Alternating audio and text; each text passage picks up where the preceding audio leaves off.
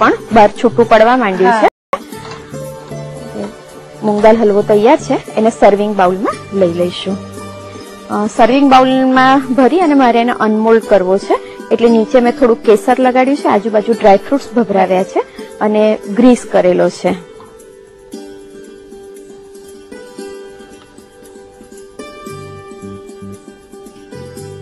ચમચીથી એનું લેવલ સરખું કરીશું અને સહેજ દબાવી દઈશું, જેથી વધારાનું ઘી એમાંથી પણ બહાર આવશે તો ઇઝીલી અનમોલ્ડ થઈ શકશે.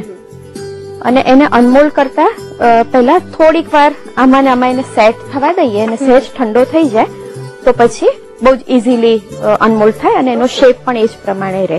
જેને ઉતાવળ કરીને પહેલા કરીએ તો થોડો દબાઈ જશે, એટલે આને 5 મિનિટ આપણે ઠંડો થવા દઈશું. આ થોડું ઠંડો થઈ ગયો છે બાઉલ ને બધું જ, એને અનમોલ્ડ કરી દઈશું.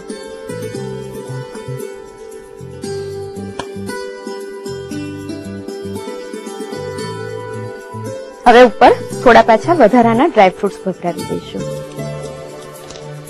એક સરસ શીરાનો પ્રકાર જે રાજસ્થાનનું ટ્રેડિશનલ મૂંગ દાળ હલવા તરીકે ફેમસ છે, રેડી છે.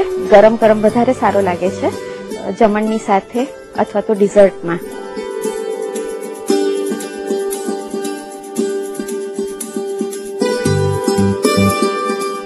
કુકિંગ એક્સપર્ટે તો તમારી ડિમાન્ડ પૂરી કરી દીધી. હવે વારો તમારો છે. રીત લખી લો અને આજે જ બનાવીને ટ્રાય કરો.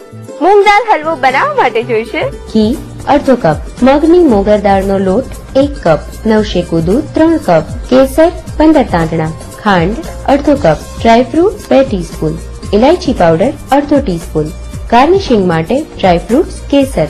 મૂંગ દાળ હલવા બનાવવા માટેની પદ્ધતિ: સૌપ્રથમ કઢાઈમાં ઘી લઈ તેમાં મગની મોગર દાળનો કરકરો લોટ ઉમેરી બરાબર લોટ લાલ થાય ત્યાં સુધી શેકી દો. પછી તેમાં નવશેકું દૂધ ઉમેરી તેમાં પલાળેલા કેસરના તાંતણા અને ખાંડ ઉમેરી બરાબર મિક્સ કરી ધીમા તાપે 7 થી 8 મિનિટ ઢાંકીને કૂક કરી દો. પછી તેમાં ડ્રાયફ્રૂટ્સ અને ઇલાયચી પાવડર ઉમેરી બરાબર મિક્સ કરી દો. હવે ગ્રીસ કરીને વચ્ચે કેસર અને આજુબાજુ ડ્રાયફ્રૂટ્સ મૂકેલો બાઉલ લઈ તેમાં તૈયાર કરેલો હલવો કાઢી બરાબર પ્રેસ કરી 5 મિનિટ ઠંડુ થવા દો. પછી સર્વિંગ પ્લેટમાં